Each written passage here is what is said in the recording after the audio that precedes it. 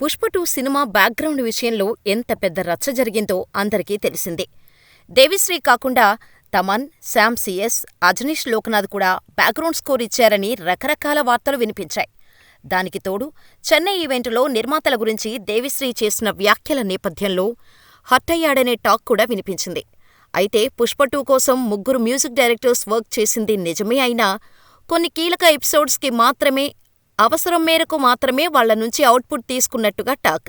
అందులోనూ తమన్ వర్క్ చేసిన పోర్షన్ సుకుమార్కు నచ్చలేదని పక్కన పెట్టేశారనే వార్తలు వచ్చాయి.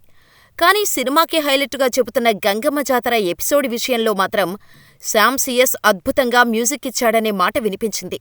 కానీ ఇప్పుడు సుకుమార్ చేసిన కామెంట్స్తో వాళ్లెవరూ కాదని దేవి ఇచ్చిన బ్యాక్గ్రౌండ్ మ్యూజిక్నే ఉంచినట్టు అర్థమవుతోంది.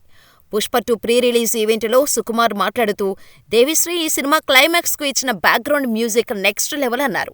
ఈ లెక్కన క్లైమాక్స్లో దేవిశ్రీ శివ తాండవం చూడబోతున్నామనే చెప్పాలి. క్లైమాక్స్ పోర్షన్లో దాదాపు 25 నిమిషాల పాటు జాతర ఎపిసోడ్ సాగనుంది. ఈ ఒక్క ఎపిసోడ్ 1000 కోట్ల వర్త్ అనే టాక్ ఉంది.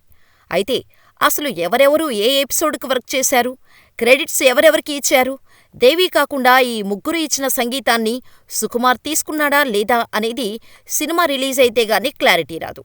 కానీ సినిమా మాత్రం మామూలుగా లేదనేది ఇన్సైడ్ టాక్. ఇంకొన్ని గంటల్లో పుష్పగాడి రూలింగ్ మొదలు కానుంది. మరి ఫస్ట్ డే ఎంత రాబడుతుంది?